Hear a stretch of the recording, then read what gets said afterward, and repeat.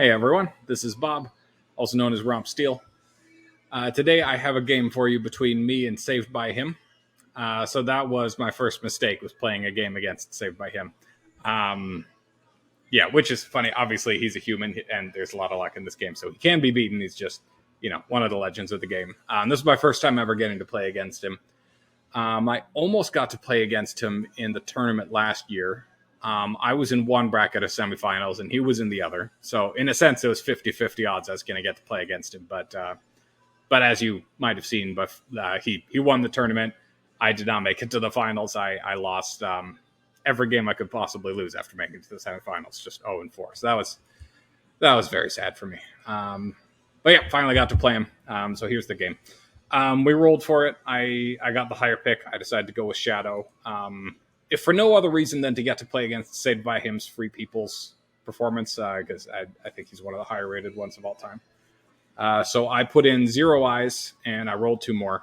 Got Pits of Mortar and Nazgul Strike. He got Riders of Theoden and Ents. So decent cards. Pits of Mortar turn 1's awesome, because in theory you get to, get some orcs in here into Dol Guldur before they go marching off to Lorien or Woodland Realm, so that's nice. So let's see. He rolled 3 movements and an H. That's not bad. So I muster Saruman down. It's reasonable. He moves, gets hit, 1 reveal. That's a good start for me. Interesting. He takes the corruption. Okay. I muster Sauron down. He hides. And then I move Nazgul around. Yeah, that's fair. I mean, if they've already got hit on the first step, then them bothering to put 1 Nazgul there for the extra reroll is nice. Like, on one hand, you're going to get Saruman this turn, and you might just be helping him kill Gandalf. So that might be a poor choice. I don't know. He moves again, gets hit, would have been hit without the Nazgul anyway, and draws a 3. So, yeah, great choice not killing Gandalf before. I bring in Saruman, obviously. Oh, kind of glitched out on me there. Okay. So we skipped past a few movements. Okay, let's see. He used his H to move that regular there and that one in from Erebor. And then I play Nazgul Strike. I guess I'm hoping to reveal him here so that he's stuck picking a way to go. I guess also like 2-1 at 5 with the Nazgul is also. Yeah. So I got the hit. He draws a Hobbit and gets revealed going the high passway.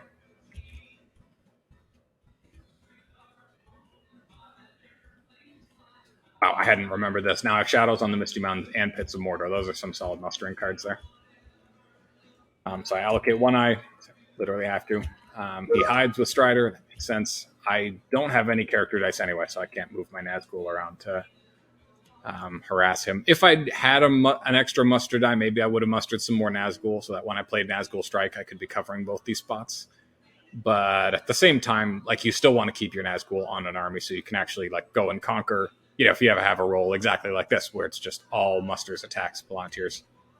So anyway, I play Pits of Mordor. That makes sense. Mustering up the 3 northern strongholds. He moves just in case I have like Ring Wraith or Abroad, and I'm going to put a Nazgul on him. Makes sense. And then I play Shadows on the Misty Mountains. So he says, wow, because that's pretty cool to have both of those. So just like, it's like instant army, just add water. It just popped up out of nothing. And there it is. There's an army in Moria. So I use my muster to add a regular to each of them. Interesting. Usually I prefer to add just an elite because not only does that elite give you the option of downgrading it to press and attack, it also makes We Come to Kill a lot more powerful.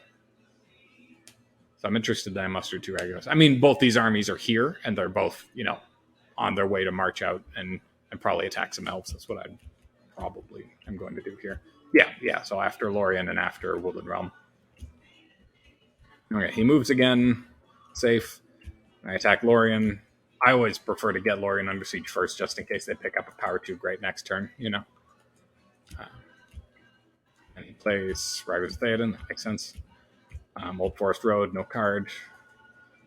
You're always relieved to see no card from the Free People's player because you're kind of half expecting scouts to come down and just make your life hell. Okay, so I get my one hit. He doesn't. Nice. Okay.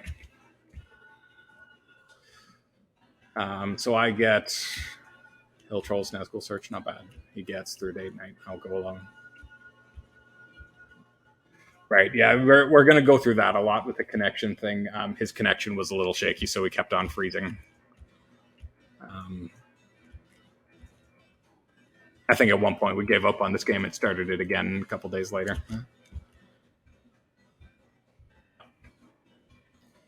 Okay, so he moves the Fellowship quick before I can put any Nazgul on it. He comments on how the hunt has eased up a bit. Yeah, Sauron is just too mean. He was mean on turn one anyway. He's been a bit nicer since then. First thing I ask if I can change that move. What am I doing here? Oh, yeah. This is one of my favorites. This is part of why I wanted to share this game. This is like my favorite tactic that you rarely get to do in Do. So it relies on you specifically. You have your army coming up, and they moved their regular here. You took out that regular, so the North is one step towards war. So they still have that guy in Dale, and Karak is empty. And if you have dreadful spells in hand, you can try to nuke Dale, and then that doesn't take them down a step at all, right? Because it's not an attack. But if it eliminates that guy, then it's free for you to walk into. So you can use one army movement to take out both of them at the same time, which brings them to war, so you can get the Witch King in, and they can't muster over here at all. Like, they can go muster over there, but good luck. Nice. It's not very helpful. So I play it on Dale, and I get my one hit, so that's nice. Yeah, and he jokingly tells me that I can't change my move now that it went that well. So he passes, makes sense, and I fulfill my dream of taking out the North, getting them to war so I can bring in the Witch King. And so I muster Southerns and Easterlings. I guess I did that first instead of Witch King just in case he had the Red Arrow and he wanted to play that. So that way Gondor's not active yet, so he can't muster another elite and leader and then do his walking because he had 3 H's here. So he walks the elite down from there to Bree. Yeah. Well, you'll see what he's doing with that. So I attack Woodland Realm. Makes sense. And he keeps walking these guys down and those guys over. Bring in the Witch King.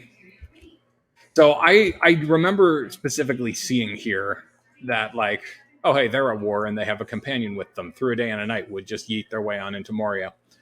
But I remember thinking he didn't exactly have a lot to do with the rest of his H dice here, right?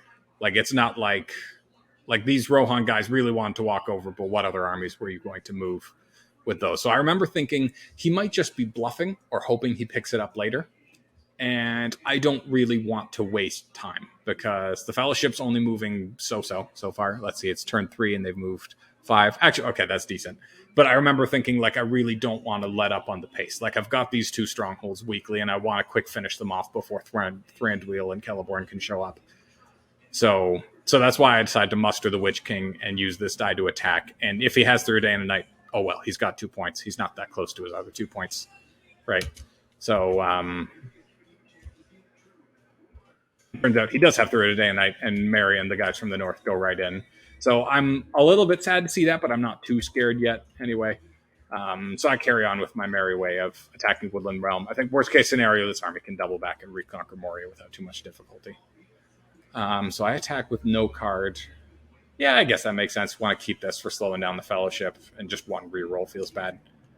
On the other hand, knowing that I was just going to attack and not play a card feels barely worth it. I think I should have, in hindsight, well, it's easy to say in hindsight, but I should have mustered like just one regular or an elite here and done maybe a regular here and a Nazgul somewhere to help move around.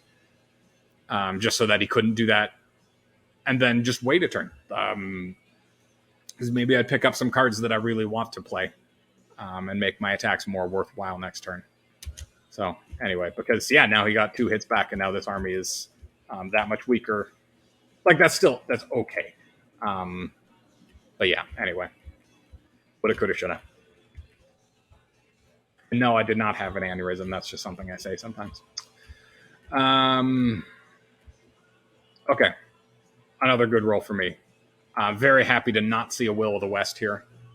Happy to see all these attacks. Only one eye against one movement. That's just fantastic. The Shadow, I'm loving this. So he moves again quick. He doesn't get hit, as you'd expect. I go on my way. Yeah, I don't bother with the Sealder's Bane because again, I'm hoping to just outrun the Fellowship. I'm hoping to conquer first. I don't really care about corruption. So there's my 2 hits. Great. He gets no hits back. Awesome. Couldn't ask for better. Yeah, I say back in the lead because he had more victory points than I did militarily before I conquered that. I pick up. I just drew into Worn with Sword and Toil. That's nice. Yeah. Always fun to play. So he decides to quick eject character cards out of his hand. That makes sense. So he plays Ents just to get the weakening. Gets 2 hits. I would think it makes sense to leave as many regulars as possible. That way that later, if you have a turn where you have musters and you don't know what to do, that way you can replenish up to a bunch of elites with Saruman's voice ability of replacing 2 regulars with 2 elites. Whereas it's a lot slower plunking 1 regular in at a time. So that's why I took that like that. Right, he's just using the Palantir to play the action he just did. Bring the Southerns and Easterlings down to war. All the bad guys are coming up together to go get the dwarves.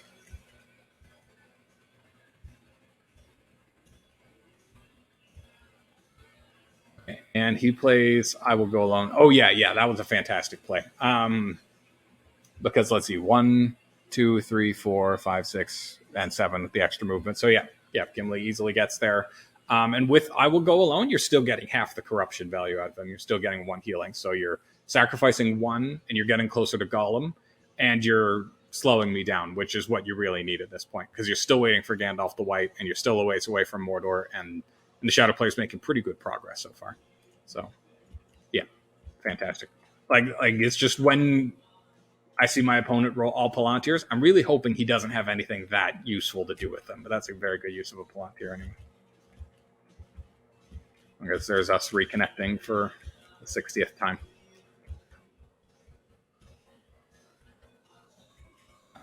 Back Erebor. Makes sense. Okay, have a nice full army there. Did I have Corsairs already? No. So this is something I always like to just put my army there. I know a lot of people will go walk and have an army that's 6 and 2 there. But personally, the other half movement to pick up 2 regulars doesn't seem too bad to me for if you're going to run this way anyway. And this way, it's a little less obvious that I have Corsairs, because I can either still 1, 2, 3, 4. If I have a time where they don't have any musters and I have 4 attacks, I could just run all the way to Dol Amroth. Or if I did pick up Corsairs later, now I don't have to backtrack and then play Corsairs, which is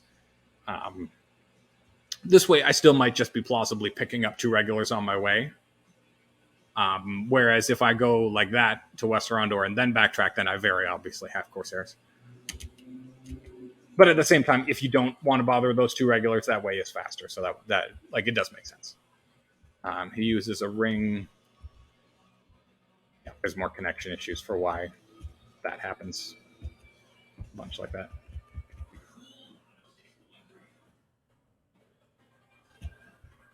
Okay, there we go. He moves Fellowship again.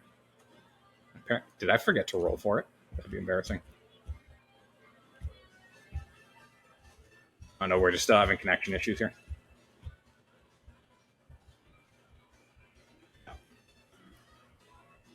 Sorry if I'm giving anyone a seizure with this. Okay, what do you know? I rolled and I hit them. Yeah, he just reveals. That makes sense. Sorry, just takes the 1 damage anyway. Okay, so here I go trying to take Erebor, Relentless Assault into Valor. Yeah, that's okay. I guess I want to quick weaken the stronghold before Dane shows up, you know? So I guess that's why I'm gambling those two guys.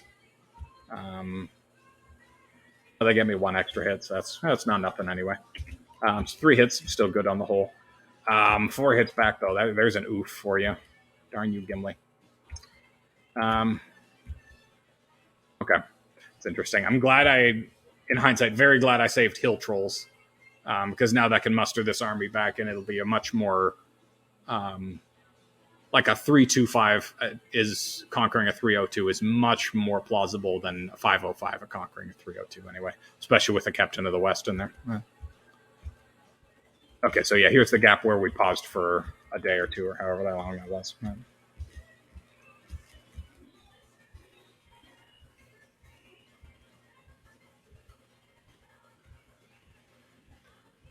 Okay. Yeah, so he comments, the break is what Gandalf needed. He finally got in his vacation days. Now he's back to work. So that I also remember realizing here that we played this wrong. He played an Ents card to damage me here, but Gandalf the White wasn't in play yet. Gandalf the White needs to be in play for us to play Ents cards. That's funny that I forgot about it again, even just making this video just now. Anyway. So I play a New Powers Rising. I feel like just in case, because he had 2 cards in here, like if those were 2 Ent cards, it would feel stupid to lose Saruman this early, especially while there's Worn with Sorrow and Toil on the table. Anyway. Yeah. And besides, it's an awesome card. Of course you want to muster up. And I'm enjoying these 6 now might be able to retake Moria if I need to. So yeah, there I go playing Hill Trolls on Erebor. And then we go after Erebor. Yeah, I play Phlox into Shield Wall. Those both make sense. So I get no hits. That feels bad. He also rolls no hits, so that's a relief anyway. Like if he'd gotten like another 3 or 4 hits, this siege would be cooked right now. Like I'm definitely hoping for luck right now. Funnily enough, it's always funny to me when you pick up Littlest Eye and you're actually happy to see it, because now I can play it and cancel Gimli, and that eliminates like the Captain of the West ability and his leadership, so that's nice. So we try it again, and yeah, I play Words of Power into his Heroic Death. So I cancel Gimli, and then I just roll 4 6s on a Words of Power anyway. So definitely good timing for the Heroic Death, because this way Erebor lives on to see another day. If he hadn't played Heroic Death, it would be over already. Right. And he gets 2 hits back anyway. So very glad I played Hill Trolls. That way this is still at least at 5 combat strength. Yeah. Okay, so he moves the Fellowship. They get hit. Gets a 3. He takes a random. I go for Worn with Sorrow and Toil. Did I get a blue tile card there? I think I did. Yeah, because he had an Elven Tiles one before. Ooh, that hurts. Like, it makes sense. It's entirely reasonable. It's just, yeah, also hurts. Places Pippin there. Yeah, I mean, like, where are you going to go? Like, unless you pick up Gwai here, we prove the Swifter. He's not going to be able to get into Erebor anyway. Oh, yeah, and he's still in range for either of those. So I guess he's thinking maybe this can go and help over there. Yeah, I guess, like where else? You could go down there to try to get to Gondor. That's just, yeah, that's a pretty useless spot for Pippin. So very happy to have Great Host to play here to finish off this. Yeah, they punch back for 1 hit, but that doesn't really matter. Musters in Rivendell. Okay, yeah, that's him thinking about the Free People's military win again, I think. So I play Foul Thing, hoping to get Strider, of course, but knowing that like there's no more hobbits to get. So that means that all these ones are at least going to get double value if I draw it. And I get lucky enough to draw 1 reveal. So the real dream that every Shadow player has is drawing this tile and killing Strider. That is like the absolute best case scenario. But sadly, I'd get Boromir. So that's still okay. It's still not bad, but would have been much happier to get Strider, I guess. Especially later on. Yeah, many tears are shed on my part that I didn't kill Strider right here. With the 1 and 3 odds anyway. Like, obviously getting the 1 and 3 would be lucky, but I'm still, well, you'll see why I'm crying about it. So he hides. Makes sense. I play Black Captain. Yep, no, that's perfect. Get to move the Nazgul over to finish off Lorien and plunk a Nazgul on to hunt the Fellowship at the same time. So I'm playing one of these cards, probably Swarm of Bats to open up with, because this army is not that healthy. Yeah, Swarm of Bats into their shield wall. So I roll 1-6 anyway, so oh well, wouldn't have made a difference. And he gets one hit back. It's fairly standard. I press. Interesting. Yeah, okay, strategy card. I guess I'm going for Deadly Strife, huh? I guess now that I see that I have all Arkai, I'm even more confident about playing that because if this goes poorly, I can still reinforce a bit. Yeah, Deadly Strife into no card. That's always nice to see. And 4 hits. Perfect. Awesome. Just how much I wanted. And he gets 2 hits back. I take out the elite because I want there to still be full strength if this does need to go out and conquer that. So 7 points on turn 6. That's feeling really good. Very happy with that. I'm interested that I draw a card there. Yeah, I guess I wasn't really going to play either of those. Rage to the Dunlendings. There's an amazing card. Yeah. Then I just muster up Orthanc a little bit. Yeah. Okay, so I think after Rage of the Dunlendings, my official plan is going after the other 3 cities. Like, this army is going to step on Pelargir. These guys are going to go get Edoras. That's why I'm using these H's to muster up instead of attack. And then these guys with Rage of the Dunlendings are going to go get the Shire. I'm a big fan of 4 cities. I feel like that can be a surprisingly fast way to end the game anyway. But yeah. So Fellowship moves, doesn't get hit. I pick up another card. Right, because the North are at war and he had a muster to play, I don't want to play Rage of the Dunlendings quite yet. Because I kind of want it to be a sneak attack, you know, because if you go while they have some musters, they muster in elites, and it's only 6 regulars you're going to attack with, so it can go wrong anyway. He uses a ring to move again, gets hit this time, 1 reveal. Yep, that's good. I muster up in Orthanc even more, yeah, so 6 elites now. He hides again, and I attack before Devising with these guys with, yeah, the specific plan of, yeah, doing my 3 cities attack, I think. So no card. I'm pressing spacebar here, but it's not moving forward, so I'm not sure if it's stuck. Okay, yeah, it's doing the lag thing again. Right, so this was a turning point in the game. I got 0 hits, and he got 4. So, yeah, that does not help one little bit. So I lose 1 elite, downgrade 2. I decide to press, hoping because this army, like, I have backup here that can come down, and obviously they have to cover Helm's Deep. If he retreats to West Emnet, there's decent odds I can quick sneak in there and get Helm's Deep, maybe depending on what my rolls and what his rolls are next time, you know. So anyway, there we are. And then he plays Ents to kill Saruman. Yeah, makes sense. And yeah, I quick run for Edoras. I'm going for my cities.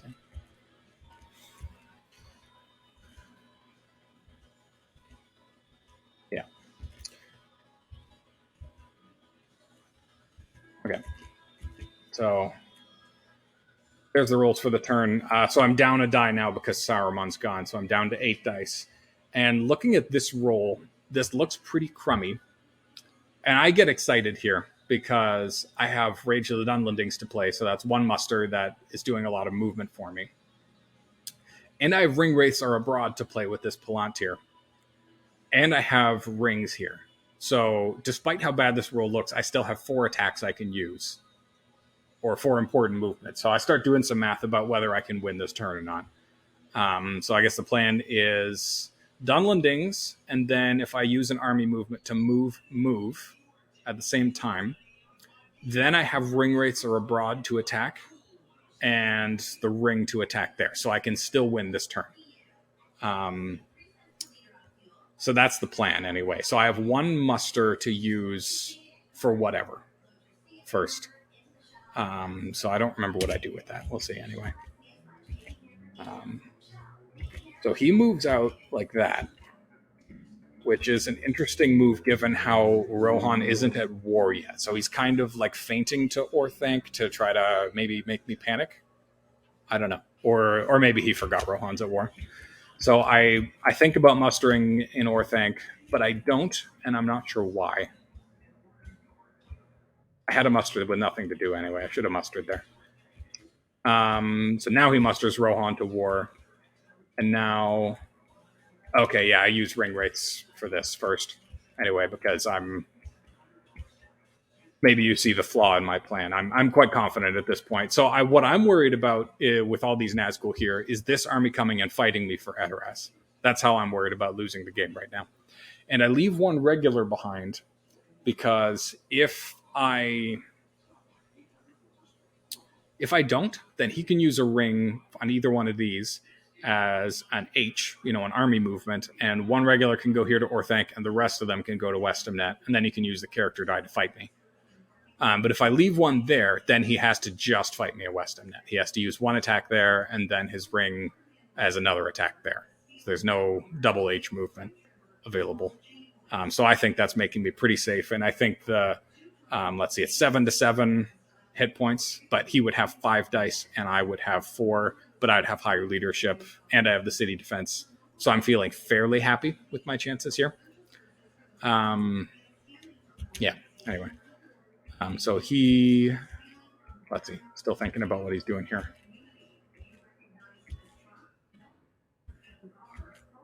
He uses his muster and his last ring, and he uses that as an army movement. Right. So he takes Orthanc and gets up to his 4 victory points, and he brings this army out to fight me over Pelargir. And I see this and think to myself, that army is going to use the character die to get to Osgiliath, and he's going to hope to hold out against this army. I'm kind of kicking myself for not putting any Nazgul here. I should have seen that coming.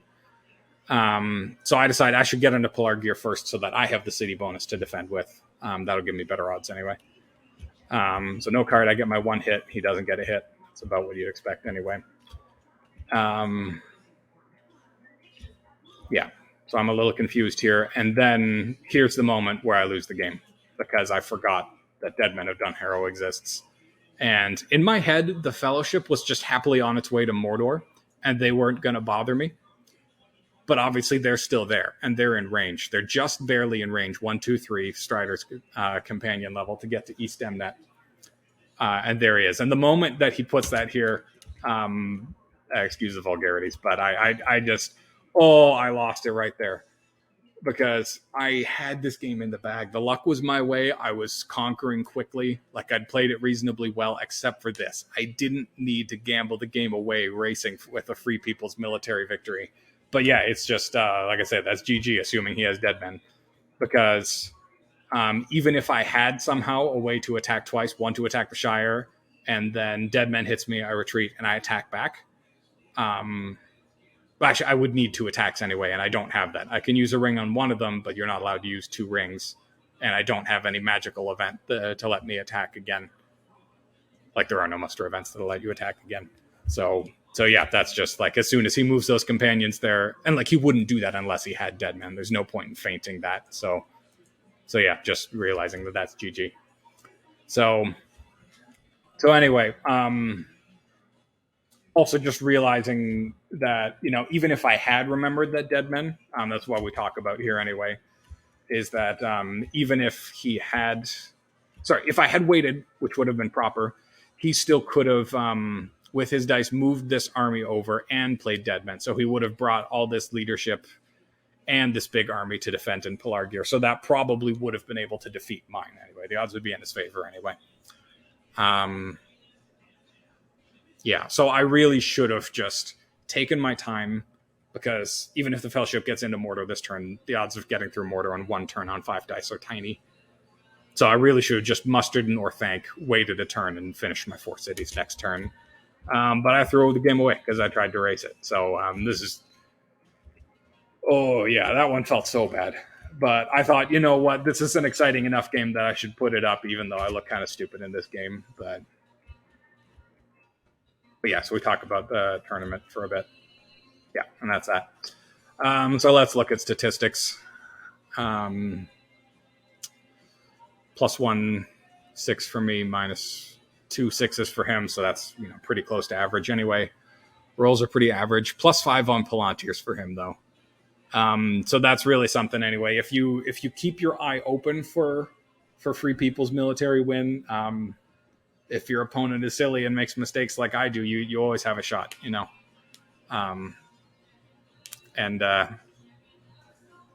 yeah.